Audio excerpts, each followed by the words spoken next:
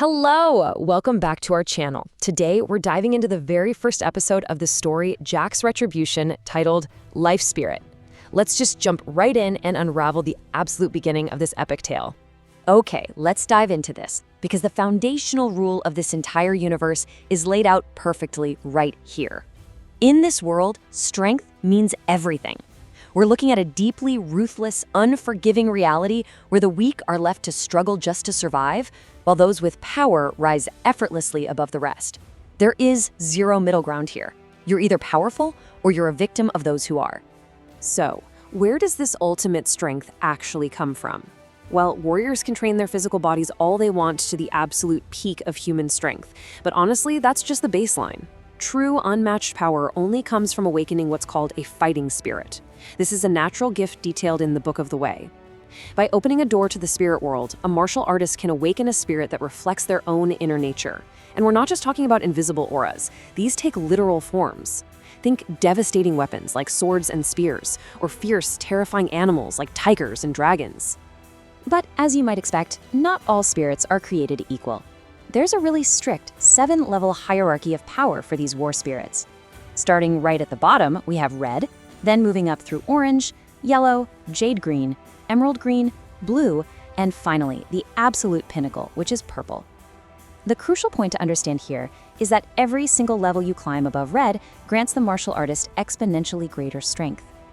Awakening a higher tier spirit literally changes your destiny and your entire status in this world overnight. All right, this brings us to the wealthy Fisher family estate over in Asheville, North Carolina.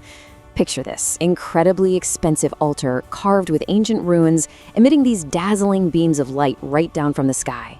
This whole elaborate setup is designed for one single purpose, a spiritual awakening ritual. It requires massive resources, something only a really powerful family like the Fishers can actually afford, just to increase the chances of their talented youth successfully opening that spiritual gate. Right at the center of this ritual, we have a pretty stark contrast between our two main characters. On one side, there's Scarlet Fisher. She is the eldest daughter, beautiful, incredibly gifted, and basically viewed as the family's shining hope to rise to political power in Washington, D.C. On the other side is Jack Watson.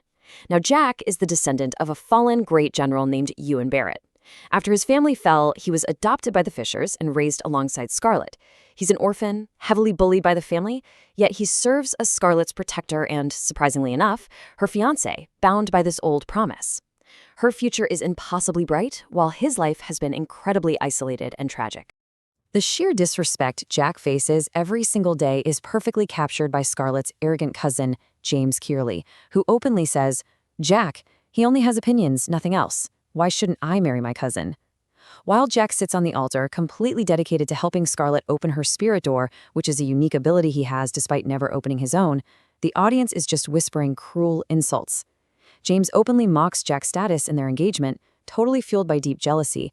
But despite this incredibly toxic environment, Jack remains calm. His only focus is helping Scarlet, gaining strength, and restoring his fallen family's honor. But then, the entire atmosphere just shatters. Suddenly, dark clouds gather violently over the estate. Without any warning, a massive, terrifying purple thunderbolt, literally as long as a skyscraper, strikes the altar. The thunder rolls, and the lightning pierces deep into Scarlet's bones. This isn't your normal awakening anymore. This is what's known as a Thunder Robbery. Opening a high-level spirit gate has triggered a catastrophic natural backlash, and the sheer force of it threatens to completely destroy or permanently disable Scarlet right then and there. Total panic erupts. Scarlet's father, Henry Fisher, desperately demands a solution. The family elder steps up and delivers a grim reality. The only way to stop the thunder is for someone whose spirit pulse perfectly matches Scarlet's to surrender their own life spirit to her. And guess what? There is only one person in the entire family who matches, Jack. The elder turns to him, delivering this chilling demand. They literally need Jack's very soul to save the family's prodigy. Knowing exactly what they're asking Jack to sacrifice, Henry Fisher immediately steps in with a desperate, highly transactional promise. He tells Jack, if Scarlet survives, your engagement will go ahead. He tells him not to worry, that the family will reward him.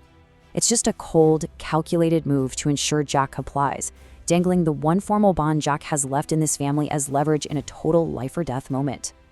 Now, Jack doesn't even care about the engagement, but his heart definitely sinks for a different reason. He knows the cost. If he gives up his life spirit, his own spiritual gate will be permanently destroyed. He'll never awaken a fighting spirit. He will be powerless forever. Yet, looking at Scarlet in absolute agony, Jack makes the ultimate selfless sacrifice. He closes his eyes, places his hands on her, and willingly lets his own life spirit flow completely out of his body and directly into hers. The immediate aftermath is a really brutal contrast. As the thunder fades and the violent shaking stops, Jack is left utterly drained, having paid a devastating physical and spiritual toll. But for Scarlet, the transfer is a spectacular success. Right behind her, the glorious, towering shadow of a magnificent bird materializes. The Thunder Robbery has been completely defeated, and Scarlet has successfully awakened the majesty of the Phoenix. And this brilliantly illustrates the immense power shift that just occurred. The crowd realizes she hasn't just awakened any spirit, she's awakened the Jade Phoenix. This is a Jade Green Order spirit, placing her incredibly high up on that hierarchy we looked at earlier. Surrounded by a radiant 4-color halo, she instantly gains noble status. This singular event elevates her to become one of the most talented people in all of North Carolina, absolutely guaranteeing the Fisher family's rapid rise to power. But guys, this is where the story takes a truly heartbreaking turn. Jack, weak and having literally just sacrificed his entire future for her, smiles and softly congratulates Scarlet. And how does the newly minted Phoenix goddess respond?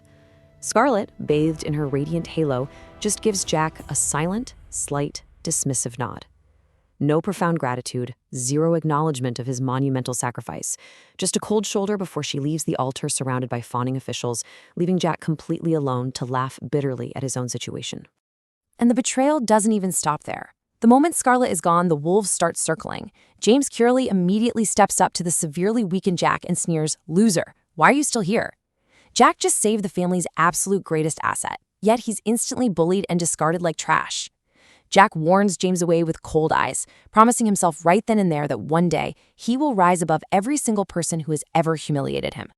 Retreating from the hostile estate grounds, Jack heads back to a small, shabby room. He's physically totally depleted, his life spirit completely gone. But Jack's spirit, it is definitely not broken. He pulls out a copy of The Book of the Way, which is a cherished gift from his late father. For 10 years, Jack has trained in isolation, stubbornly pushing forward through so much hardship. And even now, at his absolute lowest point, he refuses to give up, sitting down to meditate under the moonlight. Now, what's really interesting here is the secret Jack has been carrying this entire time. As he meditates, a mysterious, clear pearl in his pocket suddenly begins to emit this humming sound. Under the light of the full moon, the pearl glows softly. It starts pulling in ambient energy from the air, and shockingly, it starts pulling energy directly from Jack himself. The pearl changes color as it absorbs this power, and Jack finally smiles, realizing his father's true plan all along. The actual mechanics of this pearl reveal an unbelievable twist. This isn't just some random trinket. It holds Jack's second life spirit. Step 1, the pearl absorbs outside energy. Step 2, we get the massive revelation that this pearl has been secretly drawing energy from Jack for the last 10 years. This is the real reason his progress was so slow, the exact reason he appeared weak and became the target of endless ridicule. But now, it's finally reaching step 3. When the pearl is completely full, it's designed to release powerful green dewdrops. Which brings us to the ultimate question as we wrap up this explainer. Will these mysterious green dewdrops actually restore Jack's stolen power? Could they make him even stronger than before, giving him the retribution he so deeply deserves against the people who betrayed him? We'll have to find out next time. If you like this story, please like and share it, and subscribe to the channel to watch future episodes. Thanks for watching.